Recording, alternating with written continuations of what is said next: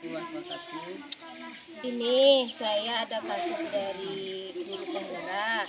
Jadi kami diberikan tugas untuk menanyakan kepada rekan sejawat bagaimana tanggapan dari Ibu tentang kasus ini. Saya bacakan ya Bu. Ya, baik Bu. Pak Budiman merupakan guru matematika di SMP Karunia. Pak Budiman dikenal sebagai guru yang rajin, ramah, penyabar, dan disukai banyak murid.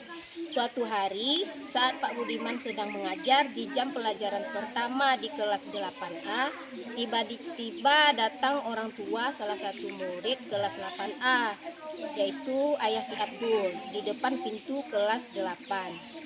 Bapak Anwar namanya. Ayah Abdul mengacungkan parang sambil berteriak dan memanggil-manggil Abdul agar segera pulang untuk ikut panen ikan di tambak. Sontak Pak Budiman merasa kaget dan takut. Demikian juga dengan murid-murid yang lainnya.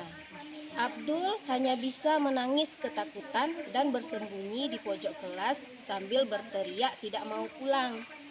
Dalam situasi dan kondisi seperti itu, apakah yang akan Ibu lakukan misalnya menjadi sebagai Pak Budiman di dalam kelas? Baik Bu.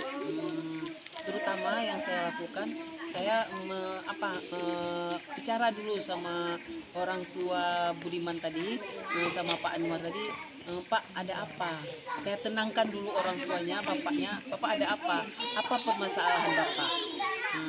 Bapak bawa tenangkan diri Bapak dulu. Saya bawa orang tuanya dulu ke dalam suatu ruangan. Di situ saya tanya dulu apa permasalahan Bapak, sehingga Bapak datang ke sekolah dengan keadaan marah dan membawa parang lagi.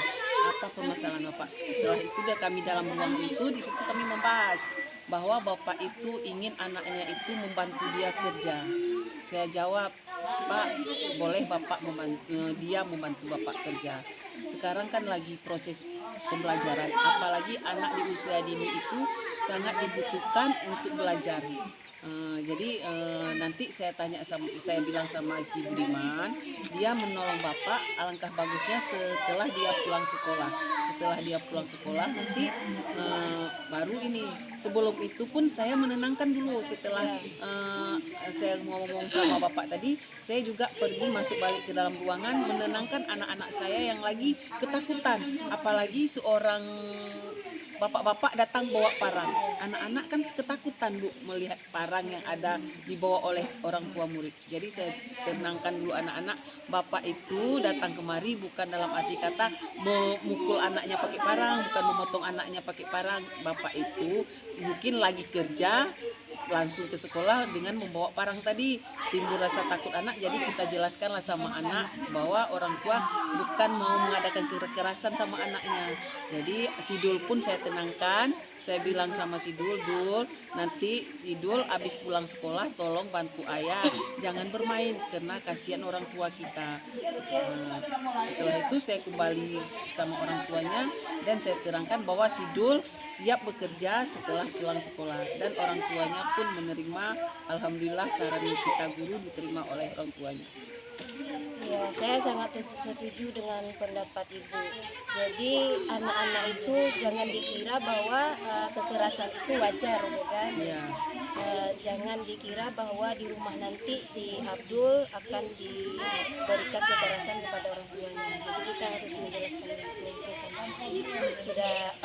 Saya setuju dengan Ibu. Jadi dalam pengambilan keputusan yang Ibu ambil tadi, berarti Ibu mengambil keputusan dengan berbasis peduli. Jadi peduli terhadap Abdul, juga peduli terhadap anak-anak di kelas, juga peduli juga terhadap bapaknya. Iya. Karena kalau dia keras, kita juga keras, nggak akan ada hasil. Iya, Ya, tidak saya ada sangat hasilnya. setuju dengan Ibu. Karena sejatinya kalau orang luar masuk sekolah itu kan harus jalur guru kan, jadi harus melapor dulu, nggak seenaknya masuk ke kelas gitu kan Bu. Iya. Jadi gitulah mungkin peraturan di sekolah itu harus kita pertegas, ada yang menjaga di gerbangnya mungkin atau ada piketnya. Jadi tidak seenaknya orang luar masuk ke sekolah. Kalau sempat terjadi hal yang tidak diinginkan itu pasti dampaknya kepada guru dan Iya. sekolah. Jadi itu bisa disebut dengan kriminal, ya bukan? Nah, jadi saya sangat setuju dengan Ibu. Mudah-mudahan sekolah kita tidak akan terjadi lagi hal seperti itu. Karena dulu kita pernah Iya, terjadi, dulu Bu, ya. kita pernah terjadi seorang siswa dalam ini maksudnya pertengkaran. Dia bercanda-canda jadi menjadi akhirnya suatu kekerasan. Orang tua murid datang, otomatis kita bilang untung alhamdulillah kita guru sudah ada. Kalau seandainya kita guru tidak ada, apa yang Iya. akan terjadi? Makanya di situ saya terangkan sama orang tuanya, kalau ibu bawa karang seperti ini, ibu bisa kena undang-undang di sekolah ini dilindungi oleh hukum, Bu. Jadi orang tuanya pun tenang dan semua permasalahan alhamdulillah bisa kita selesaikan. Iya. Iya, terima kasih Bu atas waktunya hari ini. Mudah-mudahan tugas-tugas saya bisa selesai dengan baik. Terima kasih banyak Ibu. Iya, sama-sama alhamdulillah.